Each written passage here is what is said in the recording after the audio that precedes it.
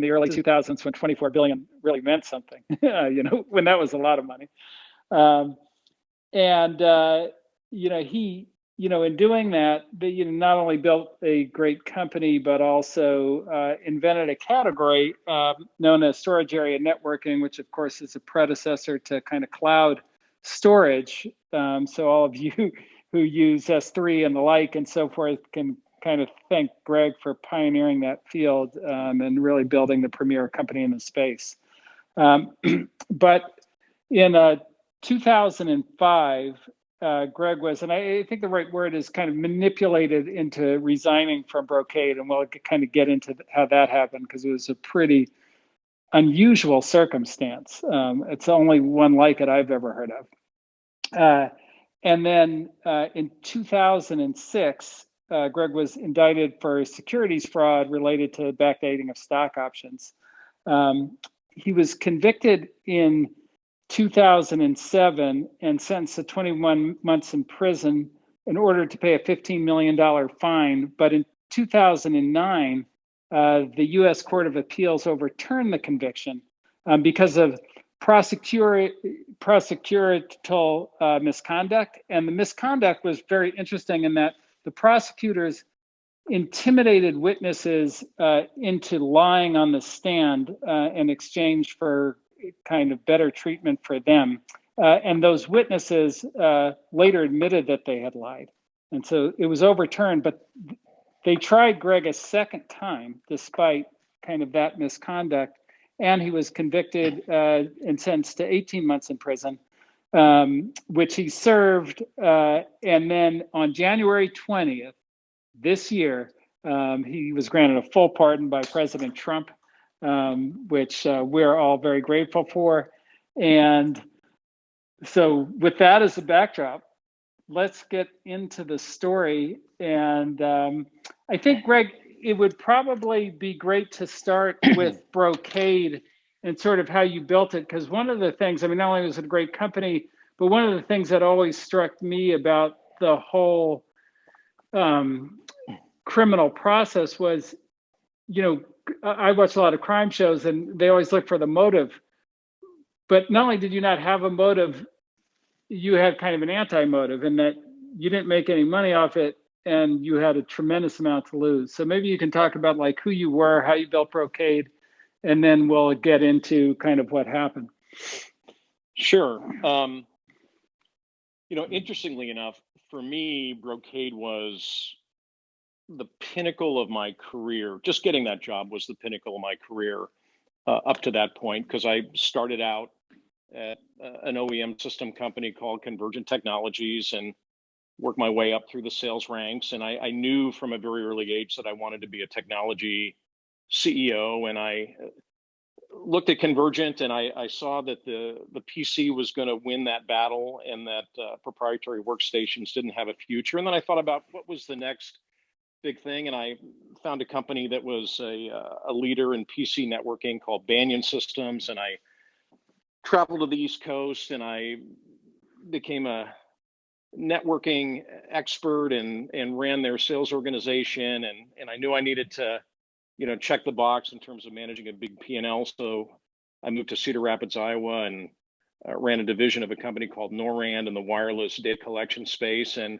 all of that groomed me for the point where I was ready to come back to Silicon Valley, and I felt like I was ready to run a company. And I wanted to be very thoughtful about it. And at the time it was right before the dot-com bubble burst, and there were a lot of companies that were getting started, and there were a lot of companies in various categories. And I really was deliberate about how I went about trying to find this opportunity. And I came across Brocade, and it just had all of the perfect hallmarks. It was bringing a networking model to storage. It was an OEM business.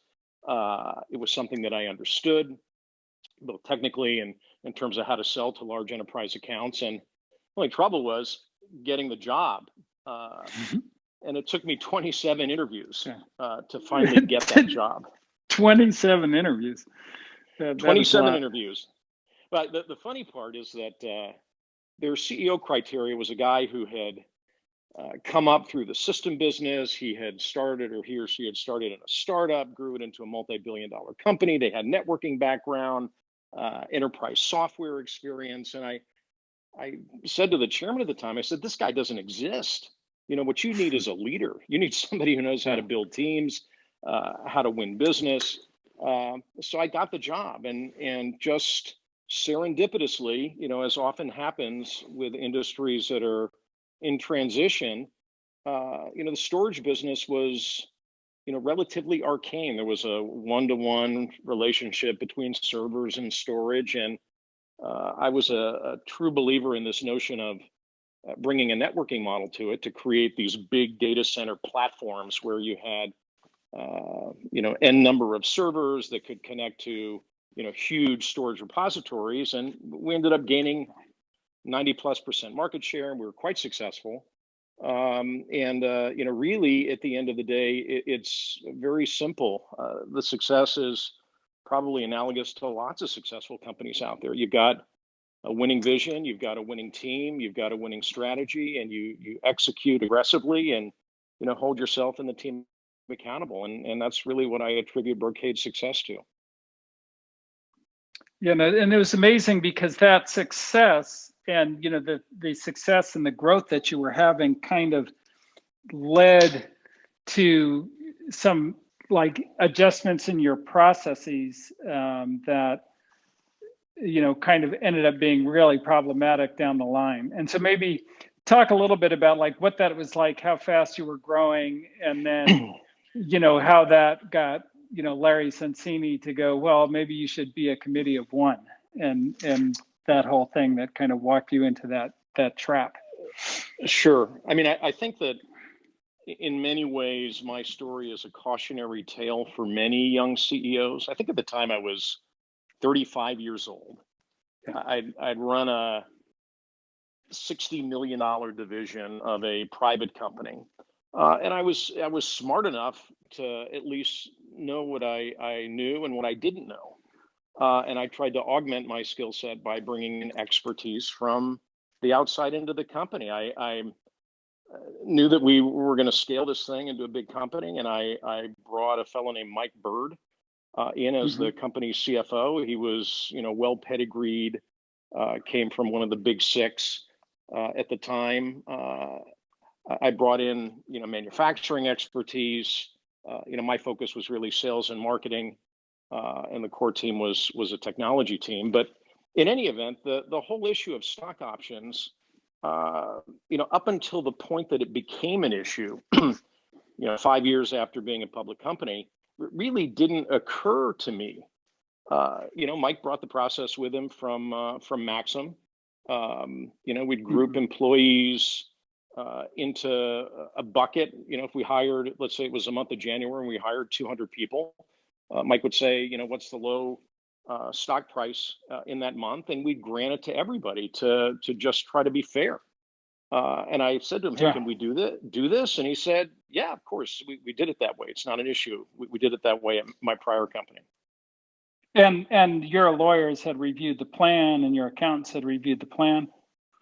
Well, actually, where it got a little treacherous in retrospect is we were hiring so many employees that it required a meeting of the board to grant these stock options. And, trying to get my board together was like herding cats at the time.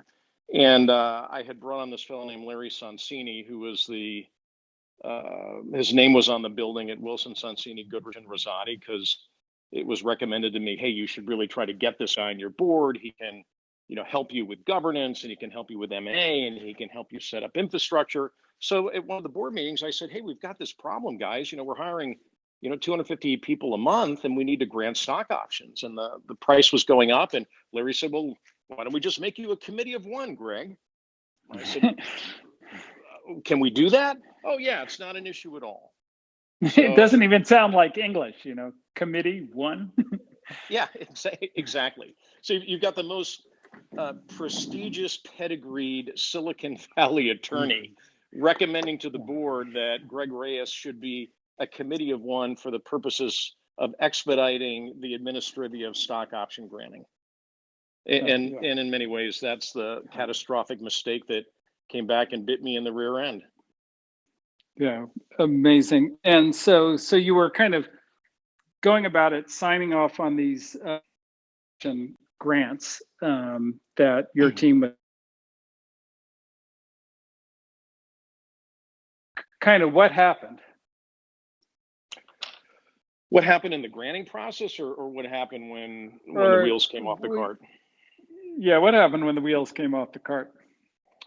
Well, it was the fall of 2004, and the company was really positioned to do some big things in 2005, and at about that time, I'd been approached by John Chambers, who was the CEO of Cisco at the time, who had floated the idea of combining the two companies because Cisco tried to enter the storage area networking space. We've done an excellent job of maintaining market share and competing with them. And, I was excited. I was excited about what was happening at Brocade. I was excited about the prospects of being part of Cisco. And I get a call at our sales meeting in November. And I remember it vividly because we had Joe Montana and Harris Barton and Ronnie Lott, who are friends of mine, speaking at the kickoff meeting. And I get a call from Sonsini saying, hey, there's an issue having to do with stock options and the way that they were granted. And, the audit committee would like you to meet with their outside counsel. And I said, should I go, Larry, by myself? What's this all about? And he said, well, there's an issue. A disgruntled employee had said that his stock options had been backdated, and the audit committee, with Sarbanes-Oxley, wants to make sure that, this is a well-run investigation. Nothing's going to come of it. You don't need an attorney. So I went and met with them. It was at the end of the sales meeting at 8:00 on a Thursday night. And I meet with these two guys from Morrison and Forrester without a lawyer, based on the advice of Sonsini. And the things that I said during that conversation were basically used to criminally prosecute me. And I'll footnote it by saying the things that I said were used to criminally prosecute me, even though the notes weren't written up until a week before my criminal trial, if you can believe that. Wow. So that's another good lesson, which is, if you're going to meet with outside auditors on something like that, you do need an attorney. Clearly. Oh, wow. 100%. Amazing.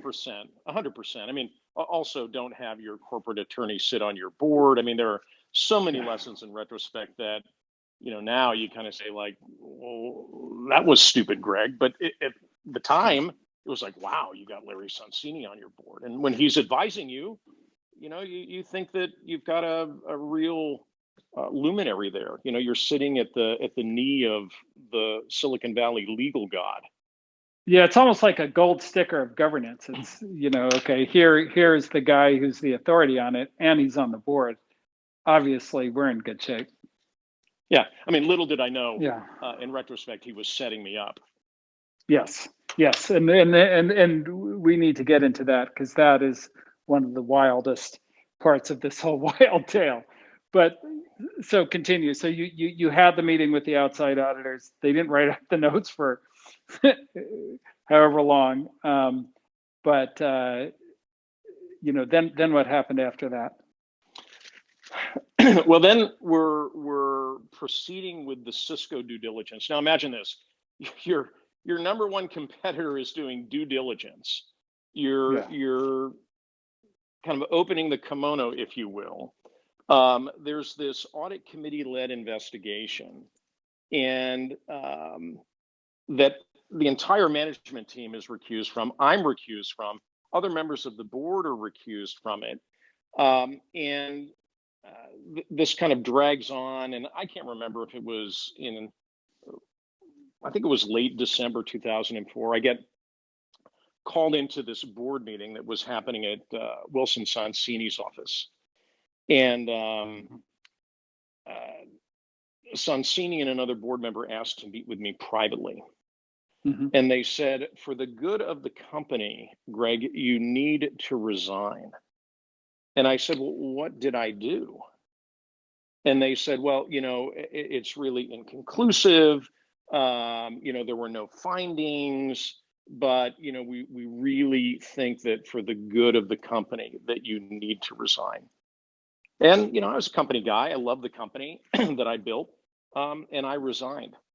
And there were a couple of nuances to that I think are important. One was in the Cisco acquisition deal, they wanted you to run their enterprise division, correct? That's correct. I was the Yeah. key guy. So without you, that deal was definitely in jeopardy. Without me, I believe that deal was going to be scuttled, which it was. But I didn't understand the wheels within wheels at the time that really that were operating. And then the other thing that I recall was they claimed, this board member and Larry Sonsini, that KPMG would not certify your financials if you were the CEO. Is that right? That's correct. That's what they told me. Yes.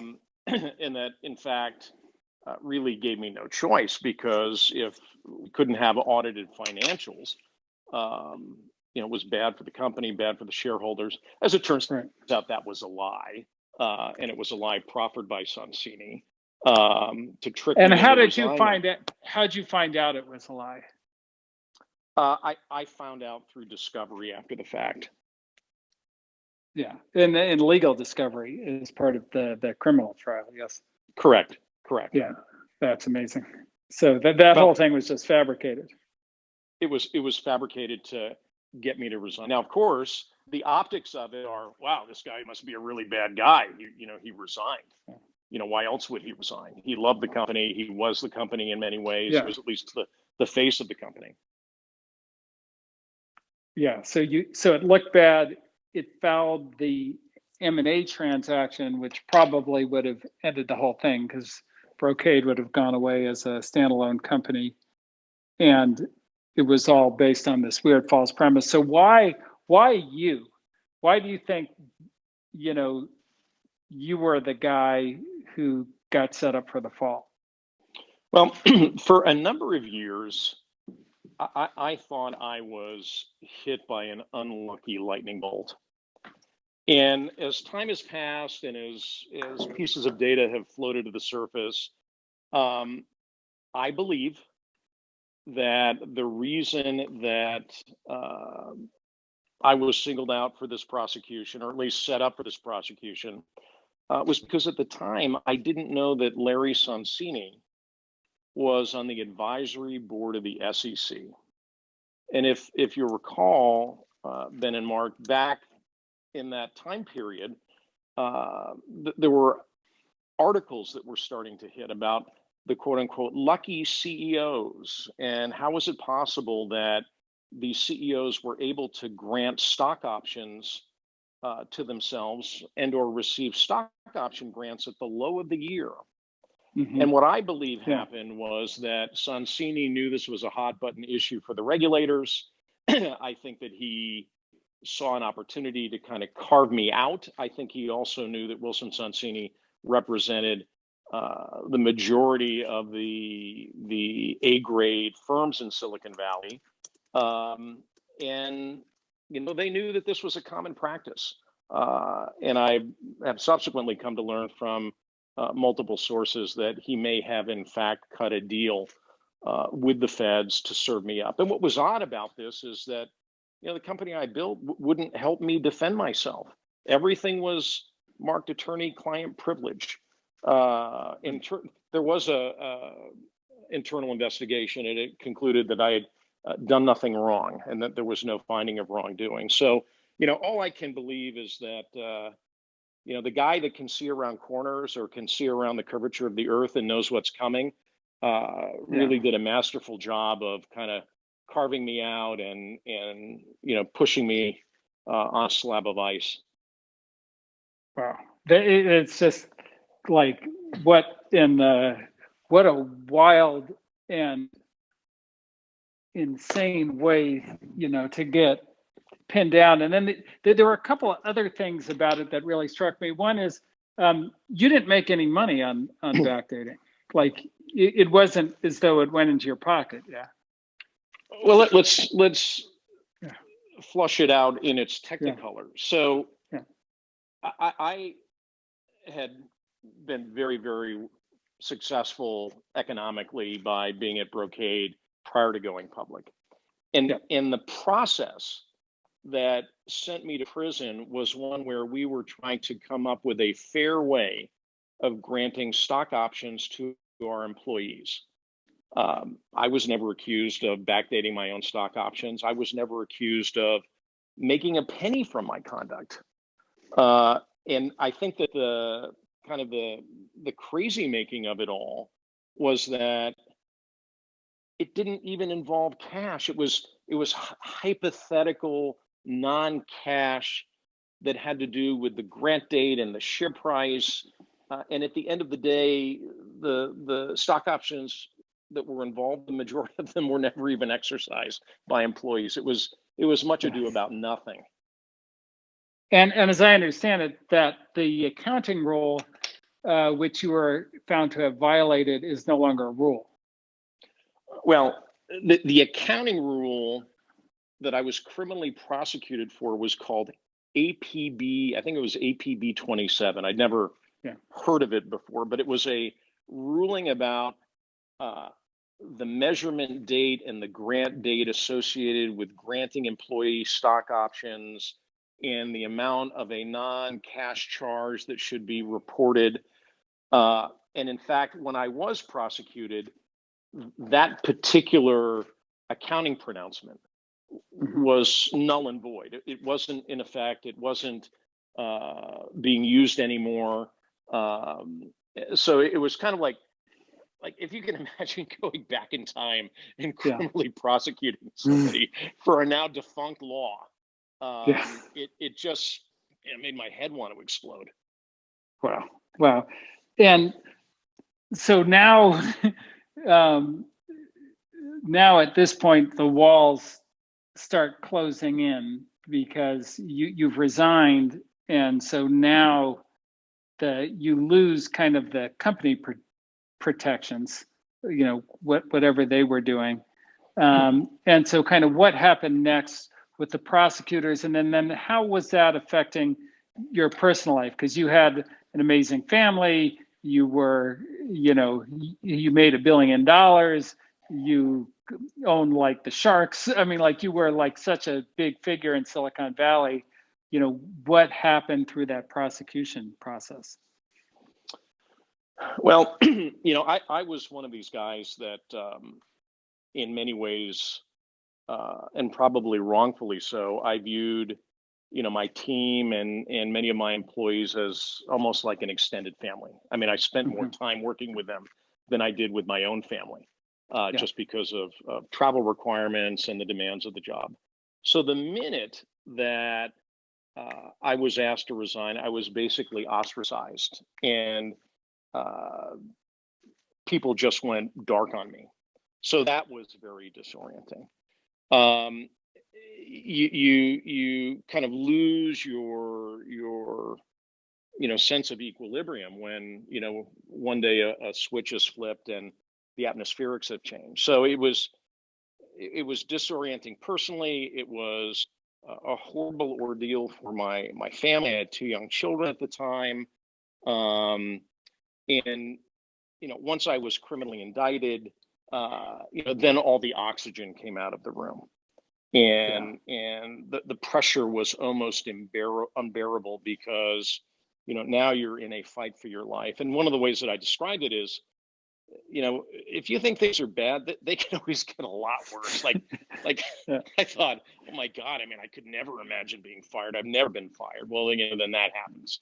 Then, my God, I mean, this is so ridiculous. I can't imagine, the SEC pursuing this. This is absurd. And then I get a Wells notice. And then, oh my God, I mean, I can't imagine not being a public company CEO again. And then, I'm criminally indicted. And then it's like, oh my God, I'm going to trial. And, these charges amount to, 20 plus years per count. And, Wow. this could be, the end of my life as I knew it. So yeah, it was debilitating. Man.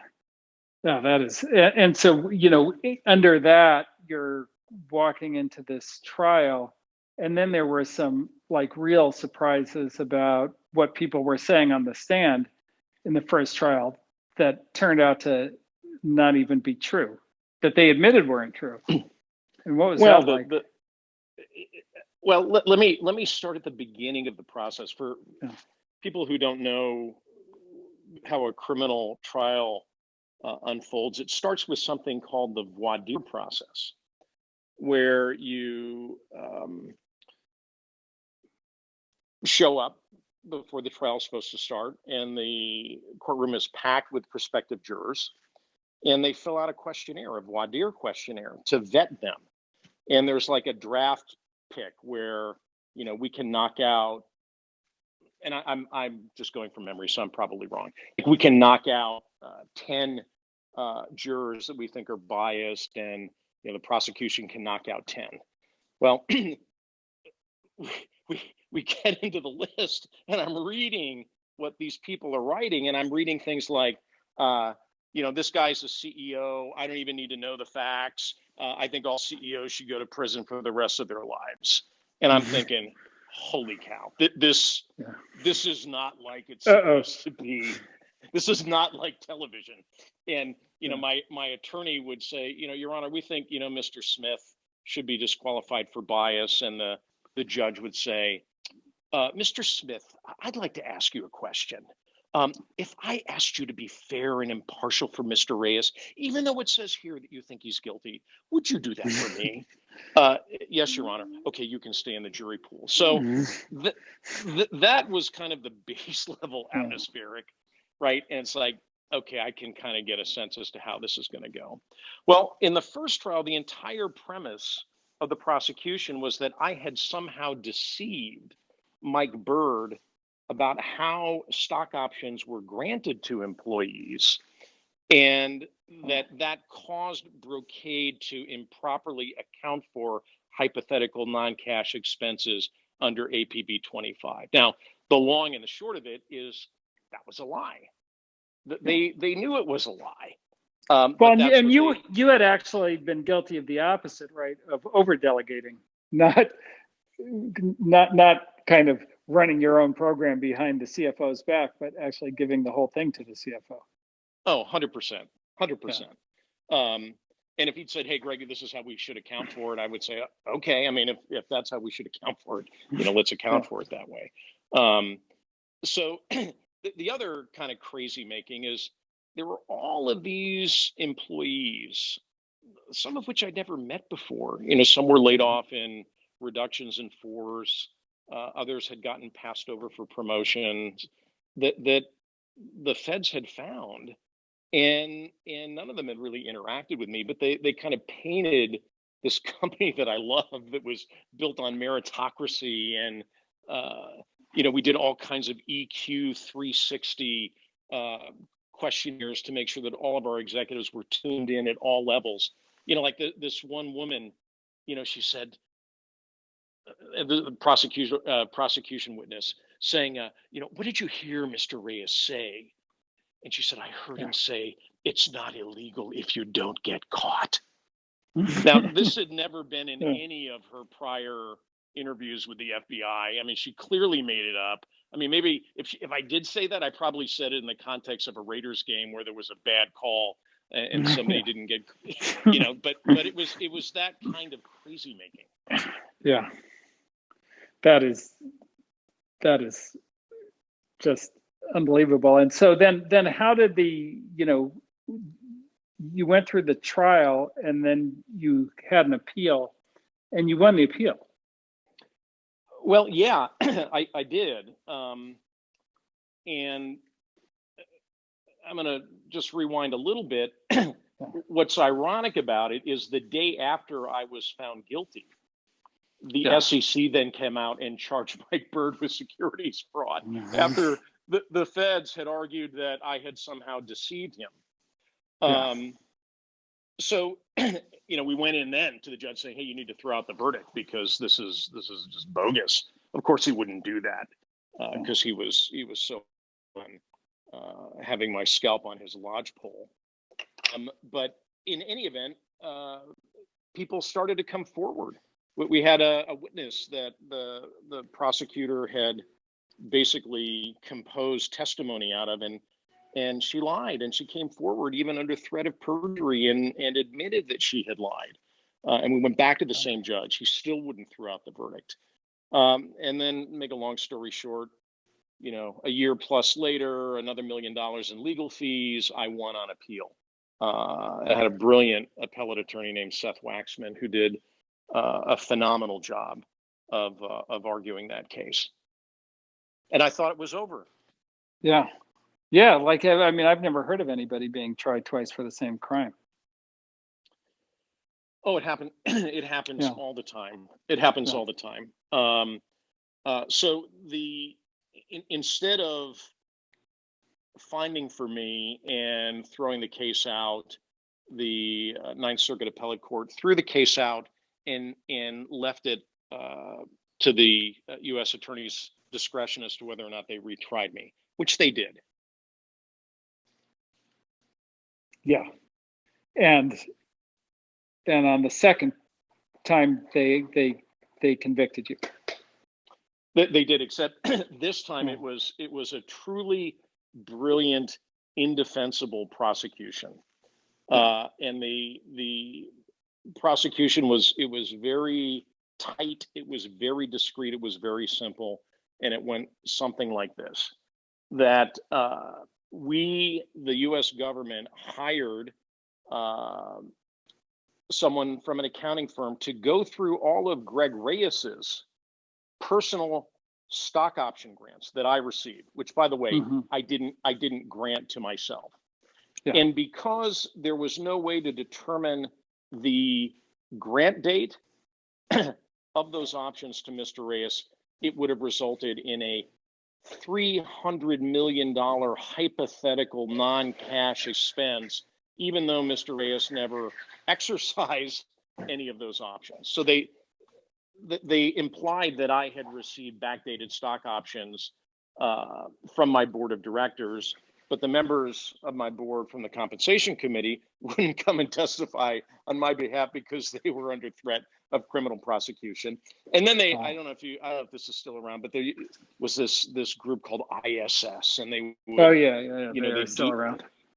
They're still around, and they would like create make work to determine your compliance level, and they rolled out this ISS lady who said that I'd been so grossly overcompensated, and based on the performance of the company, I was massively overpaid, and then they found a guy who was an ex-New York fireman. They had to advertise in the Wall Street Journal to find any witnesses, but they found a guy who was an FNDY fireman who owned some Brocade shares, started selling like 10 shares before the restatement and sold another 10 after, who came out as fireman costume and said that it would have mattered, hypothetical non-cash expenses would have mattered to him because it was an important fact, even though he'd never read a financial statement, it didn't even know what they were. So they dirtied me. They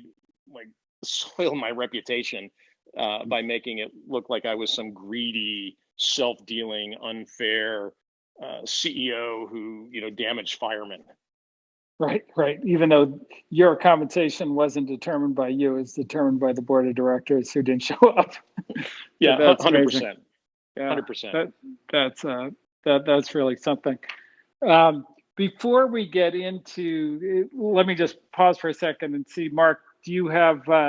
We've been talking a lot. I want to make sure I let you get in before we get into jail and all these things. No, I think we have good momentum. This has been great. By the way, Greg, we're getting a ton of positive feedback on this, from all the people listening. So let's keep going. Okay. All right. So, so they get you, and now you've got you're going from being CEO of Brocade to whatever number you were going into prison? Yeah, man, it was a long fall. Right, so this started in 2005. Now we're at 2010, $15 million fine. Even though I didn't accuse him not making a penny for my supposed crimes, no shareholder lost a penny. I'm at like 50 million in legal fees. I'm getting divorced, going through a divorce. I'm kind of at like rock bottom. And I'm going to Taft Correctional Institution in Taft, California. And that's where I serve my term. Wow. And great. Actually, I do have a question. How did you, or what did you do to prepare? So that's actually a great question. So I thought about, what it was going to be like. And I thought about, how I could prepare myself. So I knew that I needed to have a power of attorney for my accountant to sign on my behalf and to pay my bills and to sign my taxes for me. I gave my mom a book list and asked her to send me a book a week. I came up with a list of friends and asked them if they would come and visit me. And I had somebody who would put money on my books so I would be able to eat and buy shoes, and you get free stuff when you go to prison, but it's not stuff you'd want to eat or wear or drinks. So I did as much research as I could to prepare myself, for the inevitable. And then, but when you got there, the day you arrived, they put you in solitary. Yeah, they call it the hole. Yes. So I show up, right, and I'm a friend of mine drove me down there, and I'm crying, and it's just like, oh my God, I mean, I can't believe this is happening to me. And I get there, and they're like, oh, who are you? I said, I'm Greg Reyes. And they stuck me in a cell, and they said, hey man, your paperwork didn't show up, so you're going to have to be in solitary confinement until it does. And I'm like, like, are you kidding me? So they're like, no. So they took me to the hole, which is this solitary confinement, and it's like something out of a horror movie where like human beings are like kept in these tiny little windowless cells, and you're like hearing people screaming and crying and pounding on the walls, and I'm thinking this is not for me. This is not a good start. Yeah, that is. And how long did they leave you in solitary before they found your paperwork? I think it was like 24 hours or 48 hours. And then they released me into the general population. Yeah. And what was that time like? Because, you wrote a book while you were in prison. You did a lot of things. You definitely used your time. Well, as I mentioned earlier, my view of how to be successful at anything is you need to have a vision. You need to decompose it into a plan that if you execute the plan, you will achieve your desired outcome, and you need to hold yourself accountable. So, I knew that I needed to find my way, and I didn't know how I was going to do that. And I was scared to death. But within an hour of walking in to my cell block, this guy comes up to me and goes, hey, are you Greg Reyes? I said, yeah, I am. Who are you? He goes, I'm Michael Santos. I've been waiting for you. I'm like, Michael Santos? He's like, hey, this is going to be great. I'm like, oh, it's going to be great? It's like, no, this is going to be great. You're going to make the best of this. I'm here to help you get through this. And he was like my mentor there. And I dropped like 100 pounds, and I ran a couple marathons, and I wrote a book, and I read 70 books, and played chess at night to keep my brain fresh. And I really came out of there strong. And that's what Michael advocated for in prison, and that's what he's advocated for since he got out. And, amazing guy, that basically got multiple degrees in prison and wrote best-selling books and set incredible goals for himself. And who was Michael Santos? Like, what was he in for? Michael is an interesting case, and the way he'll tell the story is that he's a Cuban guy. I'm half Cuban. He grew up in either Seattle or Washington, I can't remember, but his dad had a construction company, and it was right about the time that Scarface was a popular movie. And he'd go to the clubs, and you'd see these guys with these really good-looking women, and he said to his buddies, like, how does that guy end up with this girl? He's like, oh, he's a drug dealer. Yeah. He's like, drug dealer? What's that? And he said, look, you buy a kilo of cocaine for $5,000, you sell it for 15, and you give it to the chicks, and they think you're really amazing. He's like, shit, I can do that. So he basically ended up using his dad's line of credit, and he ended up getting like 50 years to life back when the federal system, in fact, had parole. So he was kind of the Scarface poster boy. And Michael managed to turn himself into an amazing human being through that process. Yeah, no, that is remarkable. It's really interesting because you had or made a lot of relationships in prison that is interesting. I remember in reading the book, which isn't out yet, by the way, but Greg's working on that. That some of those guys ended up being like a lot easier to deal with than your employees who you worked with on the outside at the end. Well, I mean, look, I think that without naming names beyond Bird, yes, I think that the best way that I can describe it, that given a constant state of atmospherics, you can develop a high degree of confidence as it relates to how somebody's going to behave, what their strengths are, what their weaknesses are, how they're going to react in certain situations. What I came to learn through this process is that once the feds show up and they start implying that they're going to drag some white collar guy out of his house and send him to prison, their character gets revealed very quickly. yes. And there were, I mean, look, in the prison population, there are a lot of people that are there for good reason.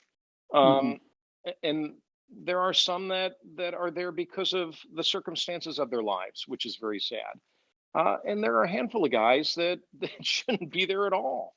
But the one thing that I found in the prison environment is it's pretty raw. People kind of are what they are. There's not this eminence front, if you will. I don't know if you guys remember the eminence front song that the Who came out with in the 80s. Eminence front, it's a put on. There was a lot of that going on back in my day, and I'm sure there's a lot of it going on now. But in prison, people, everybody's got their rap and their hustle, but people are pretty real. They're not trying to pretend that they're somebody that they're not.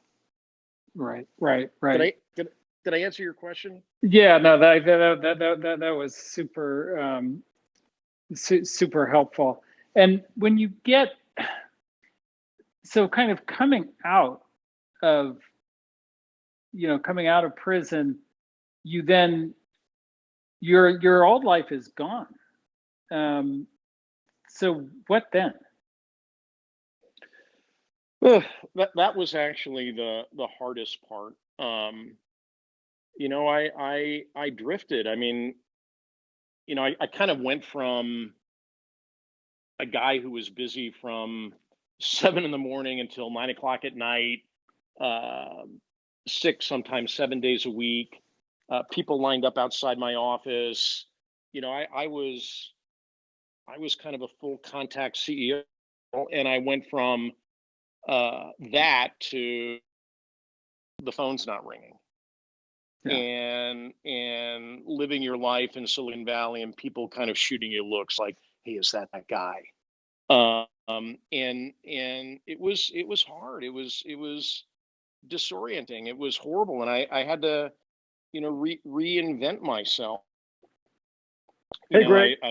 Yes. Yeah, if you don't mind, there's actually a step I think that we skipped that I think is important for understanding the system. If you're willing to discuss it, which would be the halfway house.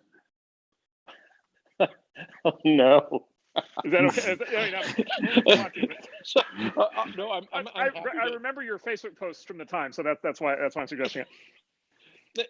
So the halfway house was almost worse than the prison. So there's kind of a process that isn't well understood where, at the end of your sentence, and I can't remember the calculation, you're entitled to get some amount of time in a halfway house, which is supposed to assist you in transitioning back into society.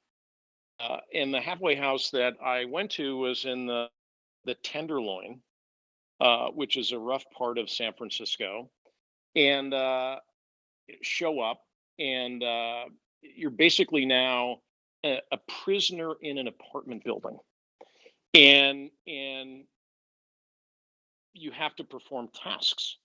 Like you have to show that you can go out and set up a bank account. You have to go and find a job. And you have to pay the halfway house some percentage of the money you get for your job. And as you're doing that, you're, stepping over human feces and people who've like OD'd on the side of the street. And it's probably like the worst environment that any human being could be thrust into that's trying to re-enter society. So I did that. I did that for 2 months. And I was, again, through Michael Santos. He helped introduce me to a fellow that he'd met in prison who owned a big lumber company who I think did a year or two because of some tax related issue. Another bad CFO that caused that parade of horribles to happen to him. But he gave me a job. I was like working in the accounting department of a lumber company in South San Francisco. But but for him and Michael, I wouldn't have gotten through the process. And by the way, the process is structured ever escape. Like the process is structured so that if you do anything after you're convicted before you go to prison, something bad happens to you. Or if you're in the halfway house and you don't show up on time, or they show up to your workplace and they can't find you, or you can't get a job, then you go back to prison. And then after you're out of the halfway house, you're on parole, and if anything happens to you, you end up back in prison. So the answer is end up back in prison, almost irrespective of where you are in that sausage making process. Yeah, that is crazy. And but then there was also, once you get out of the halfway house, you're kind of restricted. I mean, one of the things I remember back, when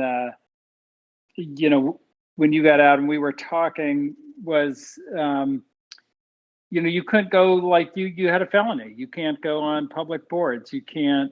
There are so many things that are just restricted. Tell us about that. Yeah. Oh, Ben, it's it's horrible. The felon stigma is horrible, and I want to make it clear. And this is something that one of my best friends told me, Marc, at a moment when I was feeling down. And Marc's a very well-known, famous investor and short seller, and he said that it's not what they call you, it's what you answer to. So like I thought, man, I'm out and this is over. But the stigma is pervasive, right? So company CEO was the worst of my problems. Bank of America fired me. I had, like, for 20 years done business with Bank of America, and I get a letter one day saying I've got 30 days to clear out my accounts, and I could not find another bank to bank with me because I was a felon. Wow. And the parade of horribles continues. That, like, once you're a felon, if somebody wants to ruin your life, put a spent shell casing under your seat, and then call the cops and say, oh, so and so's a felon. They've got a spent shell casing or a round of ammunition. It's mandatory 5 to 10 years. So you live in constant fear. You live in constant fear. So you get out of prison. And this isn't just Greg Reyes. I think this is just the people in general who come out of the back end of the sausage making process. You're completely traumatized. You've got a stigma. You have virtually no opportunity to livelihood. And then if somebody is smart, they can send you back for another 5 to 10 years. Stick a bullet in your car. If you and I happen to be driving and you happen to have a legal firearm in your possession, and we get pulled over and the cops find that out, I go back to prison for constructive possession as a felon, even when I'm not on parole. That, by the way, is why I sued the federal government to get my Second Amendment rights back, and I won well before the pardon. But it's just crazy what they do to people. It's horrible. Wow. And this is, the thing that's so stunning is it's after you've served your time. It's not as if that you didn't go to prison. You served your time, and then you're stamped with that scarlet letter on the edge. Terrible. It's the gift that keeps on giving, guys. The only thing that saved me, quite frankly, was meeting my second wife. I was drifting, lost, very unhappy, and then I met my wife and got my equilibrium back and found a purpose, and been happily married now 6 years as of just a couple weeks ago, and if it wasn't for my wife, I don't know where I would be, quite frankly. I'd probably be living in a bottle or continuing to fight the demons. She would tell me up until just about 3 years ago that almost every night, a couple nights a week, I would wake up screaming in my sleep because I had this reoccurring nightmare of feds kicking down my door and guys with like black Kevlar helmets dragging me out of my bed. This is real stuff. Man. Greg, how did you meet your wife? So when I got out, I lived in Santa Cruz, and that kind of kept me out of Silicon Valley. And I, thought I'd be close enough to see my kids regularly, even though that never materialized. And I was really like, I didn't want to socialize with anybody. And a friend of mine said, hey, let's go to this beach barbecue at the Crow's Nest. And I'm like, I don't want to go, man. Well, he came and got me, as good friends do. And we went to this thing, and I wife and the rest is history. It was just was it the hand of God? What was it, a chance encounter? Maybe it was both, but it was a true blessing for me. And now we've got a 2-year-old baby daughter, and life has never been better for Greg Reyes. So my wife would kill me if I don't ask this question, so I have to, which is like, how did you, like, what did you tell her, like, that first night when you're talking to her? Oh, it's funny, Marc. So the answer is, I wouldn't give her my full name. I just told her I was Greg. And we actually went out on a couple of dates, and she said, this is really getting weird. You're creeping me out. And I just said, I just want you to get to know me for me. And I got a call at like 4 a.m. and she said, I figured out who you are. Like, oh my God, I'm so sorry. And I was like, phew, because I was afraid. I have this stigma, and still today, if you Google Greg Reyes, this is like top 10 business criminals of all time. It's like, really? It's crazy. That's so crazy. Because there are some real actual business criminals out there. So it is that is just bananas.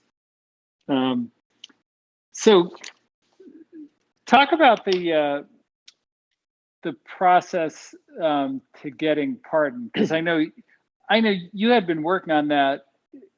It has to be at least 7 or 8 years. Well, so it's actually one of my proudest and most rewarding achievements to have received a pardon from President Trump. And the reason it is is because I believe that it was 100% based on merit. And I'll tell you the story. After my first conviction, I had attempted to get a pardon before my appeal. And this was before I won my appeal, and this was with President Bush. And it was unsuccessful. And if you go back and do the work, he basically didn't pardon anybody. And then I didn't even try during the Obama era because I just, I'm not connected with the Democratic Party, and I didn't know anybody. Then President Trump gets. My wife said, "Greg, I really can get a pardon. I think he's a businessman. I think he would understand what happened to you." I said, "You know what? I don't know. I wanted to just put it behind me and get on with my life. And, I spent a lot of money trying to get a pardon before, like $600,000, and had nothing to show for it. And it was just too painful." Well, she was encouraging me, and I just started calling around and saying, "Hey, do you know President Trump?" And, got a lot of hang-ups in Silicon Valley. And about 2 years ago, a very good friend of mine, one of my best friends, who is vice president of a technology company, said, my friend is really good friends with the president, and let's see if we can get him signed up to advocate for you. So we had a conference call, and I told him my story, and I sent him my information, and he didn't hear from him for a month or two, and he called me back, and he called me back and said, "Hey, Greg, I'm playing golf with the president, and I'm gonna tell him about you."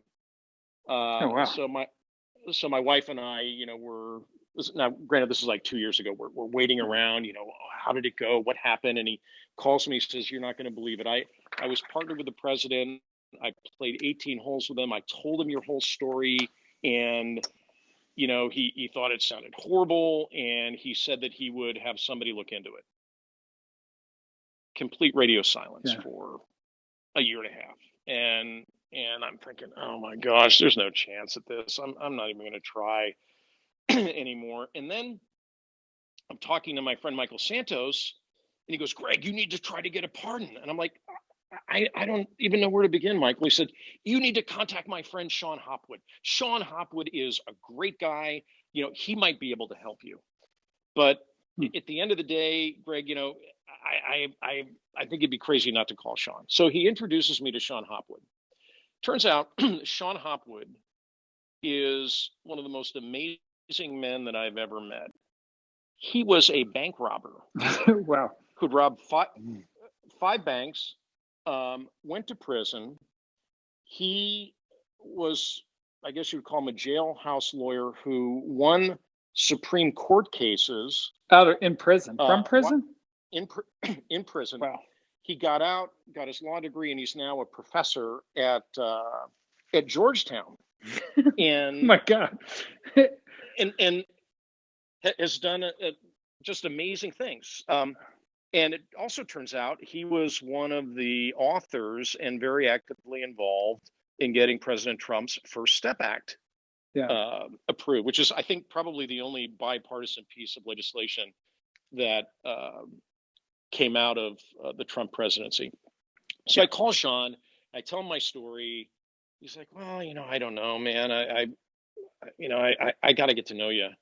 And I said, "Okay, where do I meet you?" And he said, "Well, I'm going to be in Cleveland, Ohio, 2 weekends from now." That's a good test. You willing to go to Cleveland? So I dragged my wife and our infant to Cleveland, Ohio, and I meet with Sean. Yeah. And we met for like 4 hours. Well, make a long story short, the person who argued, I said, "Sean, how did you win these Supreme Court cases in prison?" He goes, "Oh, well, I found somebody to advocate for me. And his name is Seth Waxman." I said, "Seth Waxman, my appellate attorney was Seth Waxman." So we had common ground. And I kind of went into, Greg Reyes sales mode, and I thought, I'm really going to advocate hard with Sean. And, I told him my story, and I mean, literally we spent 4 hours talking about me and talking about him and his family. And And then Sean called me and said, okay, I'll work with you. And I really think that you've got a shot. So time is progressing, and Sean, are you hearing anything? It's like, no, they keep saying that they're going to do pardon reform. We just need to be patient for the right time. Well, then there was a series of events, right? You had the whole impeachment thing, and you had, the end of the Mueller thing, and so it was kind of careening from one crisis to another. We get to the December timeframe, and Sean says, "Look, Greg, I think that we need to bring somebody else on the team. We need to bring Brett Tolman." Well, Brett is an ex federal prosecutor, very involved in prison reform. He's on Fox News a lot and CNN a lot, and introduced me to Brett. And Brett said, "I think there's a lot of merit to what happened to you. It's just, I can't believe you got prosecuted." And Brett sought to get other federal prosecutors to sign on to a letter recommending that I receive a pardon. And the more I interacted with Brett and Sean, the more passionate that they got about me and my situation. And we're getting close to the transition to the Biden presidency, and about a week before the craziness in Washington, I thought, I really need to go into sales mode. So I called the individual that had played golf with President Trump, asked him to advocate again. I'm watching Maria Bartiromo on Fox, and I thought, oh, I know Maria, and she talks to the president all the time. So I got her email address. I emailed her. She called me right back. We spent like an hour on the phone. She said, next time I talk to the president, I'll absolutely, tell him that I think what happened to you was horrific, and never should have happened. And I was like staggered that somebody I hadn't spoken to in 20 years was willing to help. I called a guy named David Horowitz, who happens to be the dad of a friend of mine who has connections, and said, Mr. Horowitz, would you please call anybody that you know? So I just started calling everybody that I knew that might know somebody that could say something about Greg Reyes on my behalf. So, then we had the situation in the Capitol and the riots or insurrection or whatever you choose to call it. And Sean calls me and he says, "Greg, I don't see how this is going to happen at all for you. I don't see it happening for anybody, quite frankly." And so then I'm like, oh my God. And make a long story short, I don't know exactly the dynamics of how it happened. But I believe that Brett and Sean continued to advocate for me and figured out what the process was, as ad hoc as it may have been. And the only feedback that I got was that the people that they talked to thought that I was very deserving and should never have been criminally prosecuted. So for me, like it doesn't really change anything, but it also changes everything. I mean, I can say with 100% confidence that I know that I got a presidential pardon because the people that vetted the petitioners thought that I got a raw deal, and that means something. Oh yeah, it's finally let you close the chapter. I mean, it's so remarkable in just talking, just your whole demeanor and spirit now compared to the last time we did a talk like this. It's just such a transformation, and I can tell it's you finally were able to walk away from that. The demons are back in the bottle, Ben. No, it is great to see. So we have some great questions from the audience and from Twitter, but I realize that we've got somebody here who asked one of those great questions. So if you don't mind, Greg, I was going to bring him up to speak. He's a friend of mine who served 19 years in prison and 7 in solitary confinement. I've talked to you about him before. His name is Shaka. And if you don't mind, I'll bring him up. Oh, you read his book? I read his book. I'd love to meet him. Oh, perfect. Okay, here he is. Shaka, what's up? Hey, what's going on, Ben? This conversation has been amazing.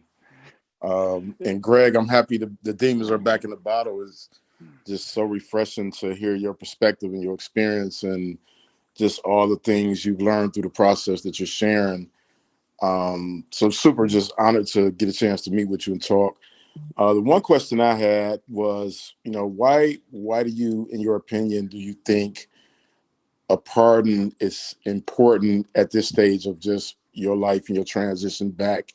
And how can governments, whether it's local governments or national, use these more effectively to help people transition back home?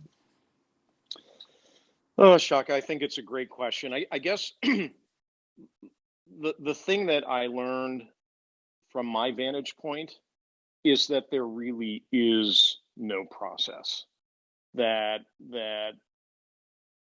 today, and it's been this way for decades, the pardon attorney lives in the Justice Department. And why would anybody think that office has any incentive to grant clemency, a pardon, or reduce a sentence, as unjust as it may be, living in the entity that sent that individual to prison? So the first thing is, I think the system is incredibly broken. And because it's broken, you tend to get this flurry at the end of a president's term where people are doing everything that they know how to do to try to get clemency. And I think the tragedy in this is that there are thousands and thousands of people that are serving time in prison because of ridiculous sentencing guidelines for things that today wouldn't even be considered a crime, to victims of criminal prosecution for things that should never have been prosecuted criminally. So, for me personally, I wanted to win. I wanted to prevail in an unjust system and what I believe to be an unjust prosecution. And I think there are thousands, maybe tens of thousands of deserving people who've transformed their lives, from you to Sean Hopwood, to Michael Santos, to people that are basically buried alive, doing 20-year plus sentences as young men because of these ridiculous sentencing guidelines. So I would love to see somebody have the courage to step up and come up with a process that isn't dominated by politics and just do the right thing for human beings. Thank you so much for that. And thank you for reading the book. I'm really excited. I'm actually going to put in for my pardon finally this year, and hope everything goes well. So appreciate you being out here beating the drum for justice. No, I wish you the best, Shock, and I look forward to meeting you. I think you're an example of somebody who has done wonderful things with a difficult deck you were dealt. Thank you. Yeah, we're going to make that happen for sure. As soon as we just got to let a few more of these vaccines get out there, and we're definitely going to put that together. Marc, what do you got? Well, so I have a great closing question. Should I ask it now, or should I wait till the end? Well, if it's great, then ask it now, and we can get into it. Yeah. So Greg, so if this were a movie, the final scene would be, probably you with your lovely wife and your kid, or maybe in the future, grandkids, and on the porch looking out at the sunset, and there'd be some voiceover, to the effect of redemption, and then, sort of all the lessons you learned along the way, and how you, had learned to let it go, and, not look back in anger. And you always wonder when you watch those movie scenes, it's like, okay, is that really how I would be? Because it doesn't feel like how I would be. It feels like I would still be like really upset. And so I'm just like really curious, like when you look back, like how do you feel? I feel a lot of things at different times, but I guess I feel very grateful for the people that are in my life and have helped me get through this amazing journey that I've been on. I obviously thank God for my wife, and I've learned a lot about myself. I mean, I'd like to think that when I reflect, I can say to the man looking back at me in the mirror, I'm a winner. This didn't define me. I always find a way to win, and I always find a way to come out on top. And I didn't let it bury me. I didn't let it cripple me. I didn't let it ruin my life. You know, in a very twisted kind of way. I could thank that judge and prosecutor for this, because I've got an amazing wife and a beautiful child that I never would have had. And I've got a whole new set of friends that are made of real metal instead of just soft tissue. Yeah. And then maybe I amazing. could ask, maybe I could ask one more, which is, how many people who you met when you were in prison, how many do you still talk to? I would say maybe 3 or 4. You know, it's you know, people's lives just go in different directions. You know how that goes. Yeah. Yeah. He sounds a little like you, Shaka, in terms of perspective. At the end, that was a really interesting summary, you know, of just understanding how life works and who you are. Yeah. No, I appreciate it, Ben, and I'm vaccinated, so we can meet soon. Yeah, let's go. I look forward to it. Yeah, no, definitely we will get that together. Greg, so now what? So what are you? You know, we work with so many kind of young CEOs who, you know, could greatly use kind of advice in your experience. You know, not you know, in terms of you know, leading an organization. You know, having a vision, setting the goals, organizing the company around them. And now you also have a whole nother layer, which is governance and how that works, and you know, how to protect yourself. So what are your plans now? You know, you are completely clean from a felony standpoint and everything. And how are you thinking about the next 10 years? Well, that's a good question, Ben. I think that you know, I want to help people. I want to help young leaders. They don't necessarily have to be business executives.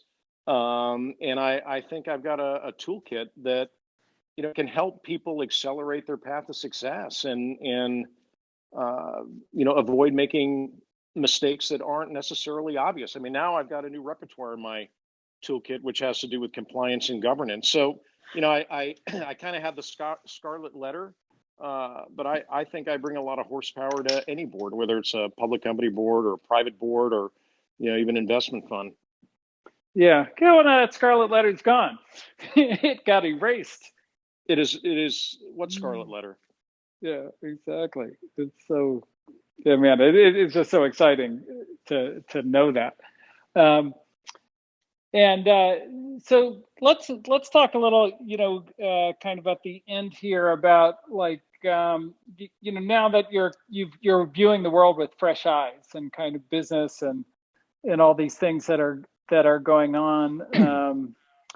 You know, what do you see? You know, what do you see with businesses today? You know, what do you think is kind of better than in well, I'll call it our era. You know, when we were CEO. And you know, as opposed to now, and you know, what's maybe gotten worse? Well, that's a great question. I actually thought about that quite a bit before our call, and you know, when we were operators, things were pretty discrete. It was pretty one-dimensional, right? It was about gaining customers, taking market share, building a profitable business. You know, org structure, pay for performance. Well, now, you know, you've got this whole issue of environmental concerns, social concerns, governance concerns, and you know, at one level, ESG can be a buzzword. At another level, it can be incredibly impactful. And I think to be a successful CEO in today's age, you got to be pretty darn good at three-dimensional chess. I mean, it's not one-dimensional. It's not monochromatic. It's technicolor. It's moving fast. the gremlins are out there, and you need to really have a discrete strategy that's multidimensional. And how do you kind of balance that with, it's hard to build a company. It's hard to like get customers and make the product work and beat the competition and all these things. And how do you, how do you think about, like, how would you think about like making those things a priority, or how you would deal with, workforce that might have their own ideas about the company mission that's different than your own vision? Well, I think at the end of the day, the job of a great leader isn't to have his or her vision and do a cram down. It's crafting a vision that is inclusive of other opinions and shaping it and molding it and melding it so that you can spit out a strategy that's actionable and that people can be held accountable, while at the same time, having a lens for environmental issues, like not happy words, but how can we make sure that we're leaving the planet better than we left it? The social issues, which are kind of front and center in our day and age today, being thoughtful and how to make sure that we're supporting, those stakeholders, and then making sure from a governance standpoint. I mean, you and I've talked about this privately. I think we're living in the golden age of fraud. I mean, we're seeing CEOs do things without mentioning any names that like are incredible, like making claims that are clearly on their face fraudulent and promotional, and trading and taking a position and tweeting about it. And at some point that pendulum's going to snap back, and you don't want to be on the wrong side of that snapback. I think there's an opportunity, experienced hands to add value at all levels.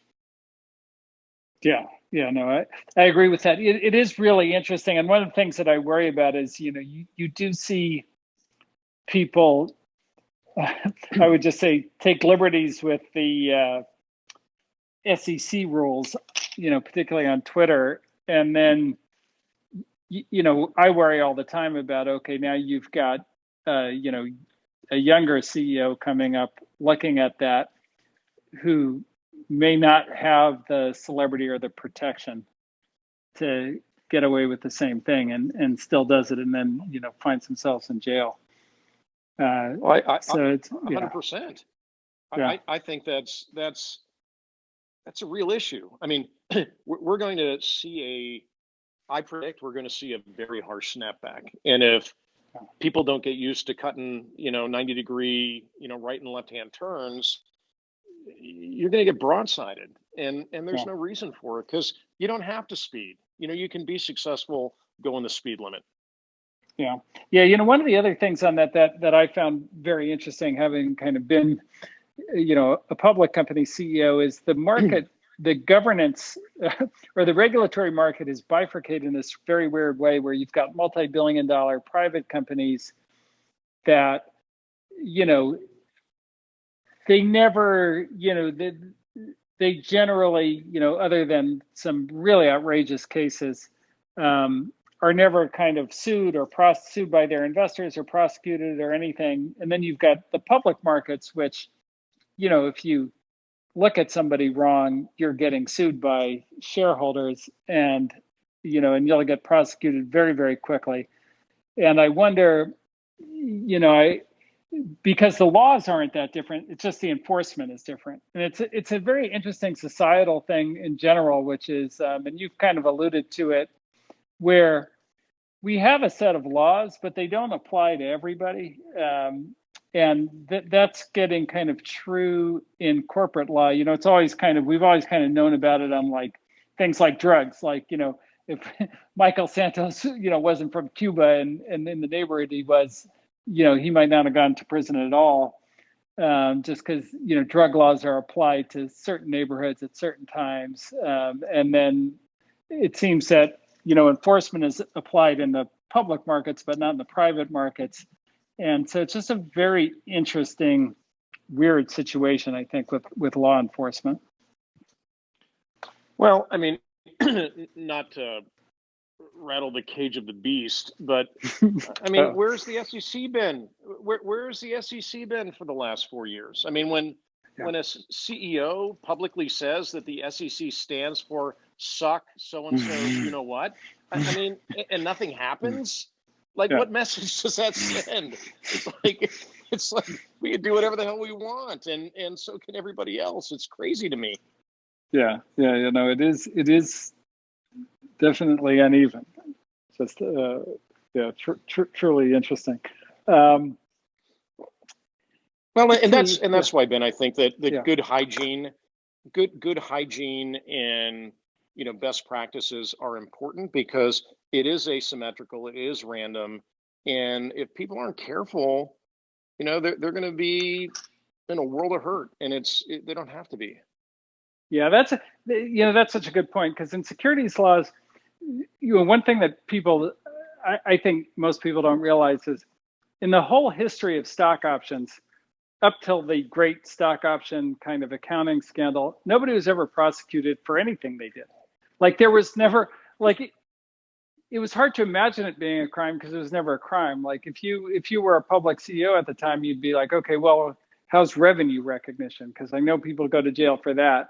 What kind of fraud are there? And if you looked at the entire set of cases, nobody had ever been prosecuted for that crime. And the thing that triggered it was literally, like, there was two things: the dot-com crash, where people lost a lot of money, and then a paper, I think out of Princeton, just kind of noticing the pattern of when, the price of stock options when they were issued. And that triggered the toll enforcement action. So it's really interesting. There are laws around accounting that's enforced when is very arbitrary. Oh, 100%. I can remember the article well. It was called The Lucky CEOs. And I remember reading it thinking, holy cow, like, I can't even imagine people doing that. And then I'm a guy who gets criminally prosecuted and didn't even grant himself his own stock options. It's crazy. Yeah, no, that's wild. So I think my tale is a cautionary tale. And if you're a CEO listening or a board member, just be smart. It doesn't cost you anything to be smart.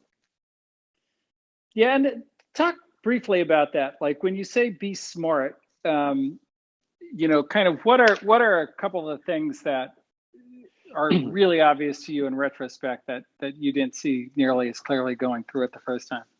Well, like, we talked about the committee of one, we talked about having your counsel on your board, but I think, having a compliance strategy and, having quiet periods and holding people accountable for making sure that, they're squeaky clean on RevRec, and making sure that, now we've got so much leakiness with social media, enforcing policies and practices so the company's not at risk, the shareholders aren't at risk, and the CEO and the board aren't at risk. Just be smart. Yeah, social media is such an interesting one. It's one, we're at the firm, we're a registered investment advisor, an RIA.